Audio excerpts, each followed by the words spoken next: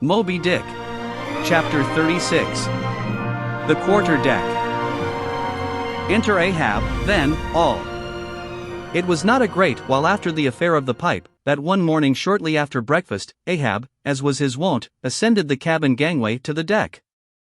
There most sea captains usually walk at that hour, as country gentlemen, after the same meal, take a few turns in the garden. Soon his steady, ivory stride was heard, as to and fro he paced his old rounds, upon planks so familiar to his tread, that they were all overdented, like geological stones, with the peculiar mark of his walk. Did you fixedly gaze, too, upon that ribbed and dented brow, there also, you would see still stranger footprints, the footprints of his one unsleeping, ever-pacing thought. But on the occasion in question, those dents looked deeper, even as his nervous step that morning left a deeper mark. And, so full of his thought was Ahab, that at every uniform turn that he made, now at the mainmast and now at the binnacle, you could almost see that thought turn in him as he turned, and pace in him as he paced, so completely possessing him, indeed, that it all but seemed the inward mold of every outer movement. "D'ye mark him, Flask," whispered Stubb, "the chick that's in him pecks the shell. 'Twill soon be out." The hours wore on, Ahab now shut up within his cabin, anon, pacing the deck, with the same intense bigotry of purpose in his aspect. It drew near the close of day. Suddenly he came to a halt by the bulwarks, and inserting his bone leg into the auger hole there, and with one hand grasping a shroud, he ordered Starbuck to send everybody aft.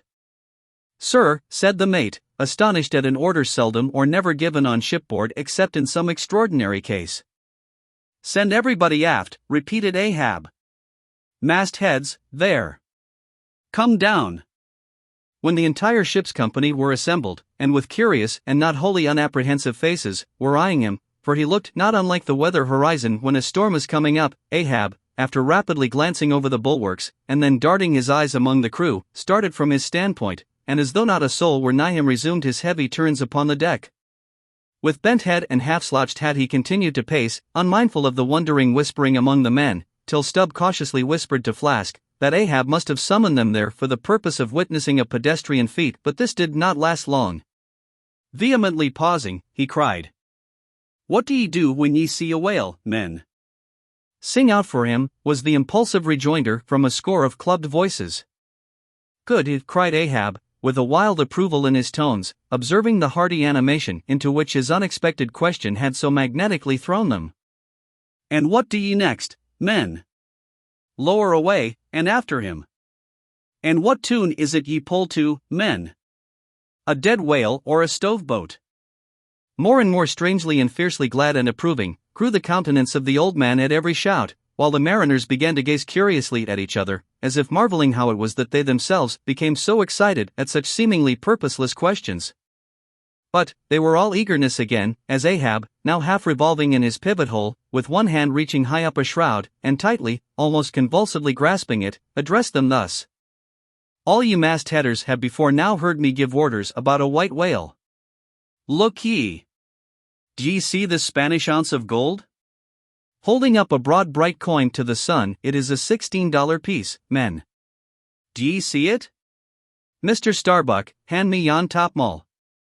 While the mate was getting the hammer, Ahab, without speaking, was slowly rubbing the gold piece against the skirts of his jacket, as if to heighten its luster, and without using any words was meanwhile lowly humming to himself, producing a sound so strangely muffled and inarticulate that it seemed the mechanical humming of the wheels of his vitality in him.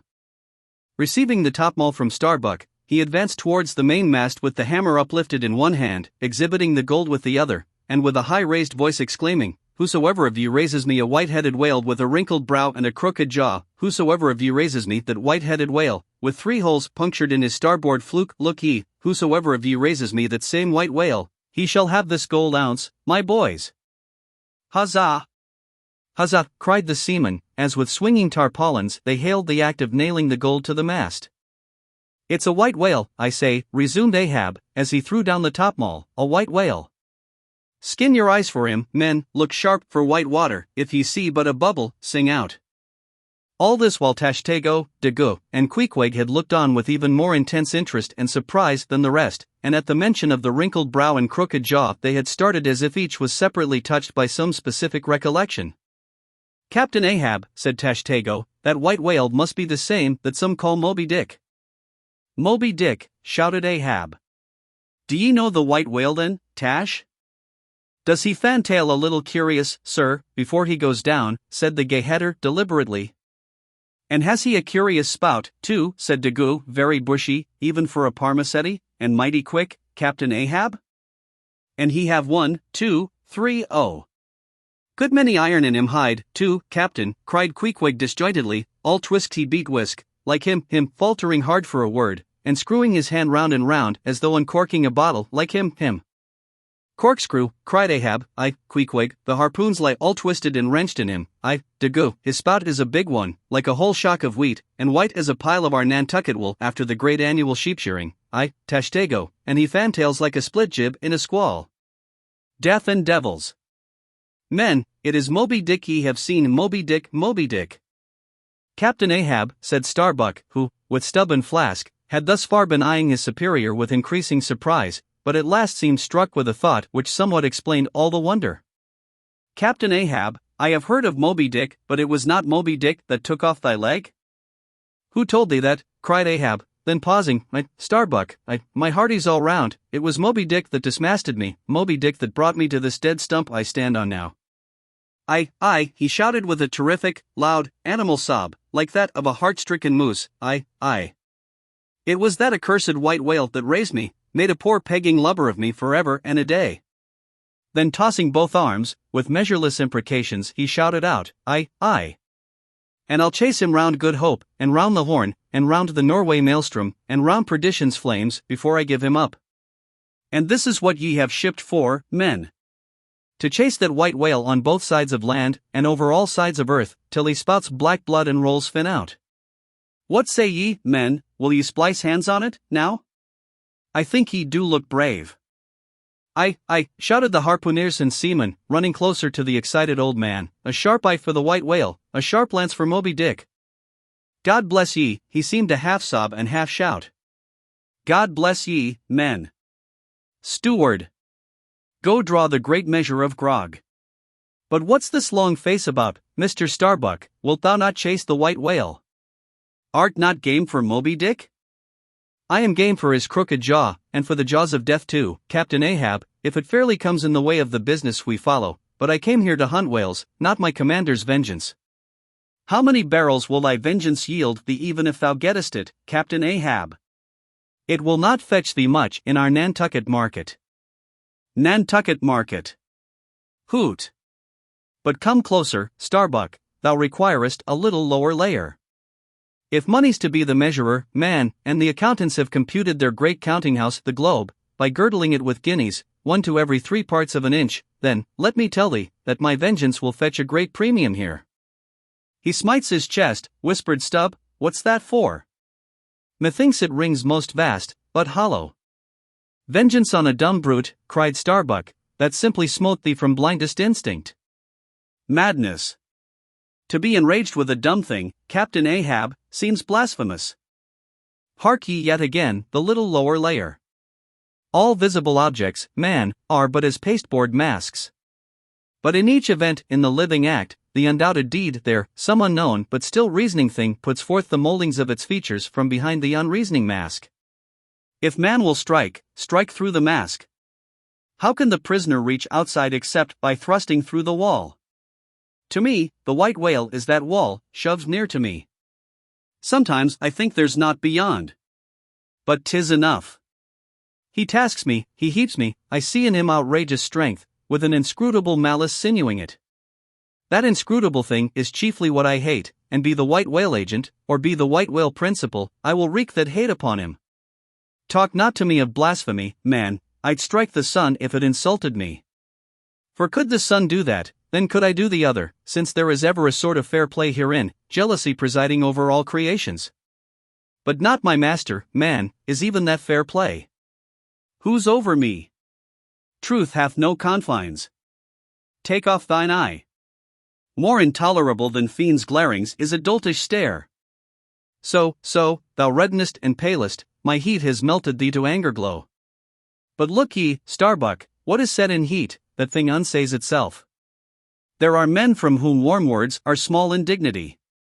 I meant not to incense thee. Let it go. Look! See yonder Turkish cheeks of spotted tawn, living, breathing pictures painted by the sun. The pagan leopards, the unrecking and unworshipping things, that live, and seek, and give no reasons for the torrid life they feel. The crew, man, the crew! Are they not one and all with Ahab, in this matter of the whale? See Stubb. He laughs. See yonder Chilian. He snorts to think of it.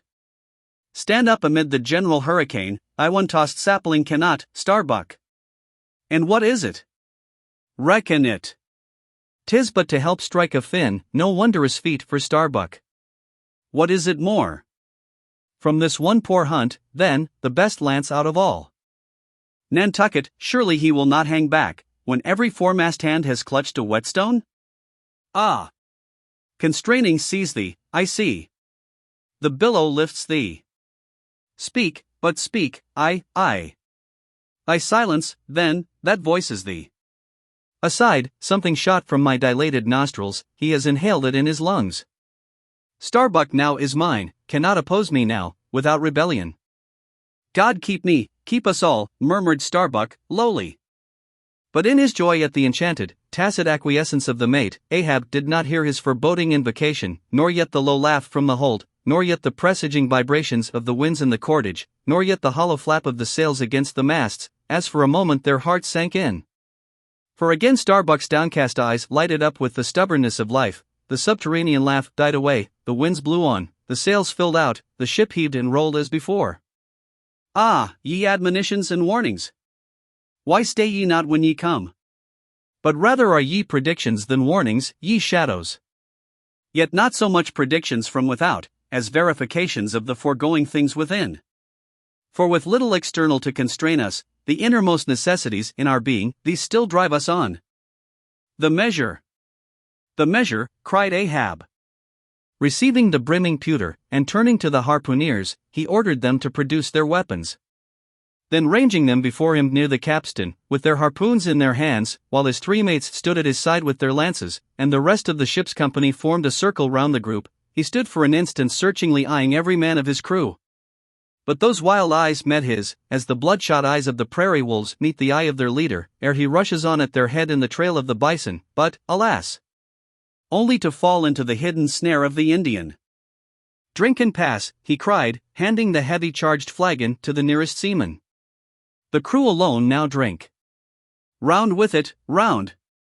Short draughts, long swallows, men, 'tis hot as Satan's hoof. So, it goes round excellently. It spiralizes in ye, forks out at the serpent snapping eye. Well done, almost drained. That way it went, this way it comes. Handed me, here's a hollow. Men, ye seem the years, so brimming life is gulped and gone. Steward, refill. Attend now, my braves. I have mustered ye all round this capstan, and ye mates, flank me with your lances, and ye harpooneers, stand there with your irons, and ye, stout mariners, ring me in, that I may in some sort revive a noble custom of my fishermen fathers before me. O men, you will yet see that, ha! Boy, come back? Bad pennies, come not sooner. Hand it me. Why, now, this pewter had run brimming again, art not thou Saint Vitus imp away, thou ague. Advance, ye mates. Cross your lances full, before me. Well done. Let me touch the axis. So saying, with extended arm, he grasped the three level, radiating lances at their cross-center, while so doing, suddenly and nervously twitched them, meanwhile, glancing intently from Starbuck to Stubb, from Stubb to Flask. It seemed as though, by some nameless, interior volition, he would fain have shocked into them the same fiery emotion accumulated within the Leyden jar of his own magnetic life. The three mates quailed before his strong, sustained, and mystic aspect. Stubb and Flask looked sideways from him, the honest eye of Starbuck fell downright. In vain, cried Ahab, but, maybe, 'tis well. For did ye three but once take the full-forced shock, then mine own electric thing, that had perhaps expired from out me. Perchance, too, it would have dropped ye dead. Perchance ye need it not. Down lances. And now, ye mates, I do appoint ye three cupbearers to my three pagan kinsmen, there yon three most honorable gentlemen and noblemen, my valiant harpooneers. Disdain the task? What, when the great Pope washes the feet of beggars, using his tiara for ewer? Oh, my sweet cardinals! Your own condescension, that shall bend ye to it. I do not order ye, ye will it. Cut your seizings, and draw the poles, ye harpooneers. Silently obeying the order, the 3 harpooneers now stood with the detached iron part of their harpoons, some 3 feet long, held, barbs up, before him. Stab me not with that keen steel. Cant them over. Know ye not the goblet end? Turn up the socket. So, now, ye cupbearers, advance. The irons. Take them, hold them while I fill. Forthwith, slowly going from one officer to the other, he brimmed the harpoon sockets with the fiery waters from the pewter. Now, 3 to 3, ye stand commend the murderous chalices. Bestow them, ye who are now made parties to this indissoluble league. Ha! Starbuck! But the deed is done. Yon ratifying sun now waits to sit upon it. Drink, ye harpooneers. Drink and swear, ye men that man the deathful whaleboat's bowed death to Moby Dick. God hunt us all, if we do not hunt Moby Dick to his death. The long, barbed steel goblets were lifted, and to cries and maledictions against the white whale, the spirits were simultaneously quaffed down with a hiss. Starbuck paled, and turned, and shivered. Once more, and finally, the replenished pewter went the rounds among the frantic crew, when, waving his free hand to them, they all dispersed, and Ahab retired within his cabin. Chapter 37. Sunset. The cabin, by the stern windows, Ahab sitting alone, and gazing out.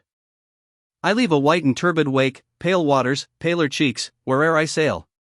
The envious billows sidelong swell to whelm my track, let them, but first I pass. Yonder, by ever-brimming goblet's rim, the warm waves blush like wine. The gold brow plumbs the blue. The diver's sun, slow-dived from noon, goes down, my soul mounts up. She wearies with her endless hill. Is, then, the crown too heavy that I wear? This iron crown of Lombardy. Yet is it bright with many a gem, I the wearer, see not its far flashings, but darkly feel that I wear that dazzlingly confounds. 'Tis iron, that I know, not gold. 'Tis split, too, that I feel, the jagged edge galls me so, my brain seems to beat against the solid metal. Steel skull, mine, the sort that needs no helmet in the most brain-battering fight. Dry heat upon my brow? Oh! Time was, when as the sunrise nobly spurred me, so the sunset soothed. No more. This lovely light, it lights not me, all loveliness is anguish to me, since I can ne'er enjoy. Gifted with the high perception, I lack the low, enjoying power, damned, most subtly and most malignantly. Damned in the midst of paradise. Good night, good night! Waving his hand, he moves from the window. 'Twas not so hard a task. I thought to find one stubborn, at the least, but my one-cogged circle fits into all their various wheels, and they revolve. Or, if you will, like so many anthills of powder, they all stand before me, and I their match. Oh, hard! That to fire others, the match itself must needs be wasting. What I've dared, I've willed, and what I've willed, I'll do. They think me mad, Starbuck does, but I'm demoniac, I am madness maddened. That wild madness that's only calm to comprehend itself. The prophecy was that I should be dismembered, and I lost this leg. I now prophesy that I will dismember my dismemberer. Now, then, be the prophet and the fulfiller one. That's more than ye great gods, ever were. I laugh and hoot at ye cricket players, ye pugilists, ye deaf Burkes and blinded Bendigos. I will not say as schoolboys do to bullies, take someone of your own size, don't pummel me. No, ye knock me down, and I am up again, but ye have run and hidden. Come forth from behind your cotton bags. I have no long gun to reach ye. Come, Ahab's compliments to ye, come and see if ye can swerve me. Swerve me? Ye cannot swerve me, else ye swerve yourselves. Man has ye there. Swerve me? The path to my fixed purpose is laid with iron rails, whereon my soul is grooved to run. Over unsound gorges, through the rifled hearts of mountains, under torrents' beds, unerringly I rush. Naught's an obstacle, naught's an angle to the iron way. Chapter 38. Dusk. by the mainmast, Starbuck leaning against it.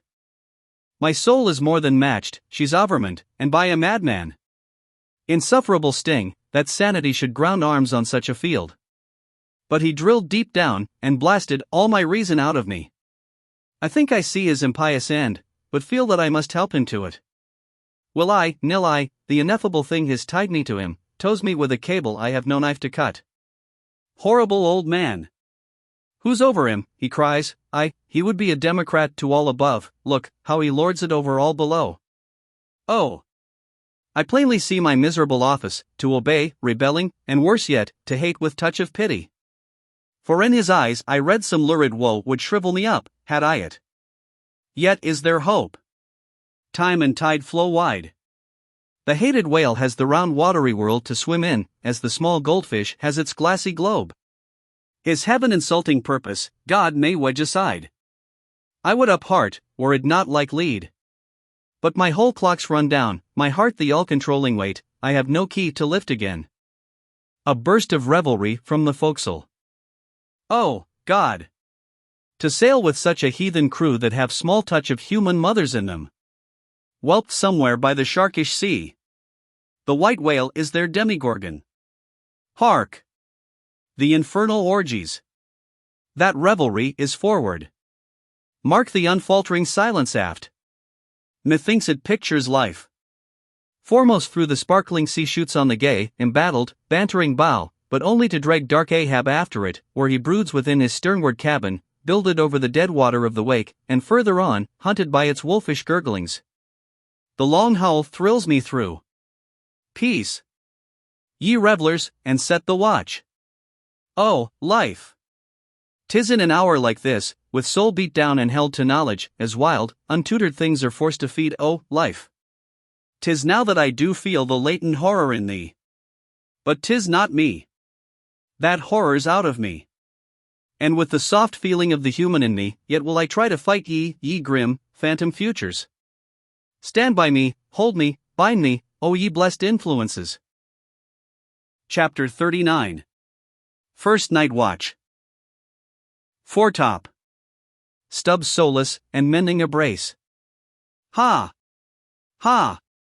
Ha! Ha! Hem! Clear my throat, I've been thinking over it ever since, and that ha's the final consequence. Why so? Because a laugh's the wisest, easiest answer to all that's queer, and come what will, one comfort's always left, that unfailing comfort is, it's all predestinated. I heard not all his talk with Starbuck, but to my poor eye Starbuck then looked something as I the other evening felt. Be sure the old mobile has fixed him, too.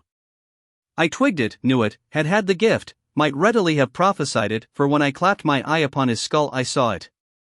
Well, Stubb, why Stubb, that's my title, well, Stubb, what of it, Stubb?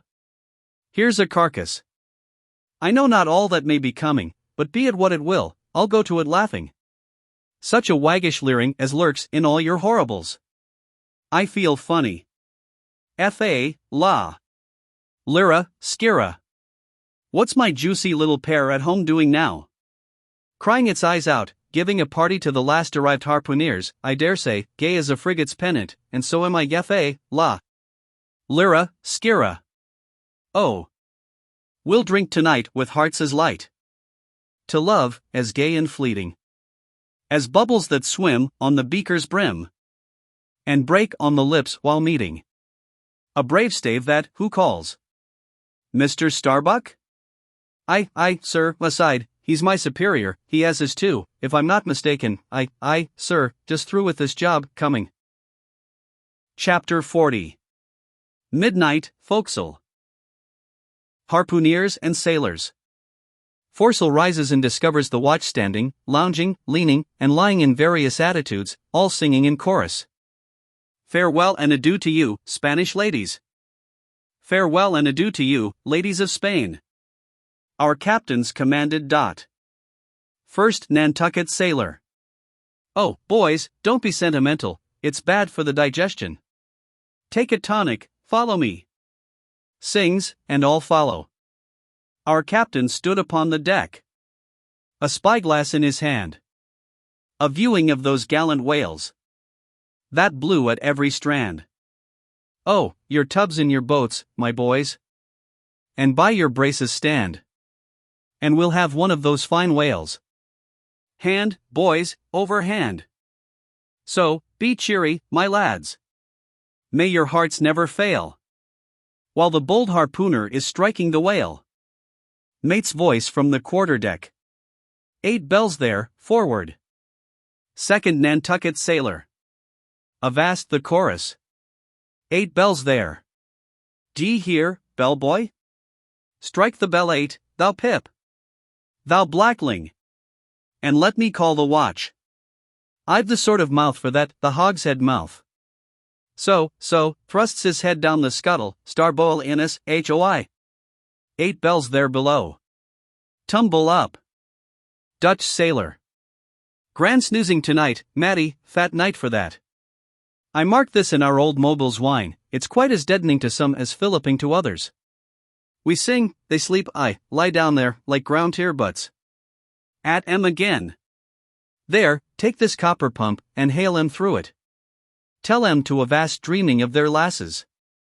Tell 'em it's the resurrection, they must kiss their last, and come to judgment. That's the way, that's it, thy throat ain't spoiled with eating Amsterdam butter. French sailor. Hist, boys. Let's have a jig or two before we ride to anchor in Blanket Bay. What say ye? There comes the other watch. Stand by all legs. Pip. Little Pip. Hurrah with your tambourine. Pip. Sulky and sleepy. Don't know where it is. French sailor. Beat thy belly, then, and wag thy ears. Jig it, men, I say, marry's the word, hurrah. Damn me, won't you dance?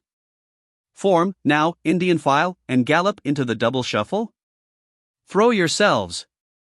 Legs. Legs. Iceland sailor. I don't like your floor, Matty, it's too springy to my taste. I'm used to ice floors. I'm sorry to throw cold water on the subject, but excuse me. Maltese sailor. Me too, where's your girls? Who but a fool would take his left hand by his right, and say to himself, how do ye do? Partners. I must have partners. Sicilian sailor. Girls in a green, then I'll hop with ye, yeah, turn grasshopper. Long Island sailor. Well, ye sulkies, there's plenty more of us.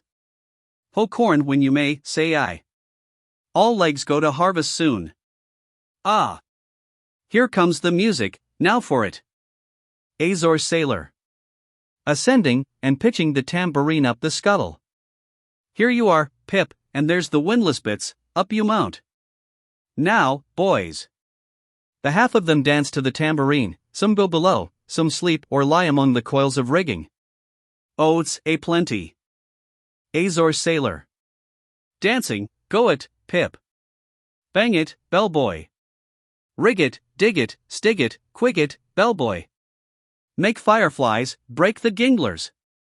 Pip. Jinglers, you say, there goes another, dropped off, I pound it so. China sailor. Rattle thy teeth, then, and pound away, make a pagoda of thyself. French sailor. Marry mad. Hold up thy hoop, Pip, till I jump through it. Split jibs. Tear yourselves. Tashtego. Quietly smoking. That's a white man, he calls that fun, humph. I save my sweat. Old Manx sailor. I wonder whether those jolly lads bethink them of what they are dancing over. I'll dance over your grave, I will, that's the bitterest threat of your night women, that beat headwinds round corners. Oh Christ! To think of the green navies and the green-skulled crews. Well, belike the whole world's a ball, as you scholars have it, and so 'tis right to make one ballroom of it. Dance on, lads, you're young, I was once. 3D Nantucket sailor. Spell oh, phew. This is worse than pulling after whales in a calm, give us a whiff, tash. They cease dancing, and gather in clusters. Meantime the sky darkens, the wind rises. Lascar sailor. By Brahma. Boys, it'll be douse sail soon. The skyborne, high-tide Ganges turn to wind. Thou showest thy black brow, Siva. Maltese sailor. Reclining and shaking his cap. It's the waves, the snow's cap's turn to jig it now. They'll shake their tassels soon. Now would all the waves were women, then I'd go drown, and chassee with them evermore. There's not so sweet on earth, heaven may not match it, as those swift glances of warm, wild bosoms in the dance, when the overarboring arms hide such ripe, bursting grapes. Sicilian sailor. Reclining. Tell me not of it. Hark ye, lad, fleet interlacings of the limbs, lithe swayings, coyings, flutterings. Lip. Heart. Hip. All graze, unceasing touch and go. Not taste, observe ye, else comes satiety. Pagan? Nudging. Tahitan sailor. Reclining on a mat. Hail, holy nakedness of our dancing girls, the Hiva Hiva. Ah! Low-veiled, high-palmed Tahiti. I still rest me on thy mat, but the soft soil has slid. I saw thee woven in the wood, my mat. Green the first day I brought ye thence, now worn and wilted quite. Ah me, not thou nor I can bear the change. How then, if so be transplanted to yon sky? Hear I the roaring streams from Pyrohides' peak of spears, when they leap down the crags and drown the villages, the blast. The blast. Up, spine, and meet it. Leaps to his feet. Portuguese sailor. How the sea rolls swashing gainst the side. Stand by for reefing, hearties. The winds are just crossing swords, pell-mell they'll go lunging presently. Danish sailor. Crack, crack, old ship. So long as thou crackest, thou holdest. Well done. The mate there holds ye to it stiffly. He's no more afraid than the Isle fort at Kattegat, put there to fight the Baltic with storm-lashed guns, on which the sea salt cakes. Fourth Nantucket sailor. He has his orders, mind ye that. I heard old Ahab tell him he must always kill a squall, something as they burst a waterspout with a pistol, fire your ship right into it. English sailor. Blood. But that old man's a grand old cove. We are the lads to hunt him up his whale. All. I. Old Manx sailor. How the three pines shake. Pines are the hardest sort of tree to live when shifted to any other soil, and here there's none but the crew's cursed clay. Steady, helmsman. Steady. This is the sort of weather when brave hearts snap ashore, and keeled hulls split at sea. Our captain has his birthmark, look yonder, boys, there's another in the sky lurid like, ye see, all else pitch black. Dagu. What of that? Who's afraid of black's afraid of me? I'm quarried out of it. Spanish sailor. Aside. He wants to bully, the old grudge makes me touchy, advancing. I, harpooner, thy race is the undeniable dark side of mankind, devilish dark at that. No offense. Dagu, grimly. None. Iago's sailor. That Spaniard's mad or drunk. But that can't be, or else in his one case our old Mobile's firewaters are somewhat long in working. Fifth Nantucket sailor. What's that I saw a lightning? Yes. Spanish sailor. No, Dagu showing his teeth. Dagu, springing. Swallow thine, mannikin. White skin, white liver. Spanish sailor, meeting him. Knife thee heartily. Big frame, small spirit. All. A row. A row. A row. Tashtego, with a whiff. A row alo, and a row aloft, gods and men, both brawlers. Humph. Belfast sailor. A row. Ara a row. The Virgin be blessed, a row. Plunge in with ye. English sailor. Fair play. Snatch the Spaniard's knife. A ring, a ring. Old Manx sailor. Ready formed. There. The ringed horizon. In that ring Cain struck Abel. Sweet work, right work. No? Why then, God, madst thou the ring? Mate's voice from the quarter-deck. Hands by the halyards. In top-gallant sails. Stand by to reef topsails. All. The squall. The squall. Jump, my jollies. They scatter. Pip, shrinking under the windlass. Jollies? Lord help such jollies. Crish, crash. There goes the jibstay. Bling wang. God. Duck lower, Pip, here comes the royal yard. It's worse than being in the world woods, the last day of the year. Who'd go climbing after chestnuts now? But there they go, all cursing, and here I don't. Fine prospects to 'em, they're on the road to heaven. Hold on hard. Jim Minnie, what a squall. But those chaps there are worse yet, they are your white squalls, they. White squalls? White whale, sure. Pshaw. Here have I heard all their chat just now, and the white whale, sure. Sure, but spoken of once. And only this evening it makes me jingle all over like my tambourine that anaconda of an old man swore him in to hunt him. Oh, the big white God aloft there somewhere in yon darkness, have mercy on this small black boy down here, preserve him from all men that have no bowels to feel fear.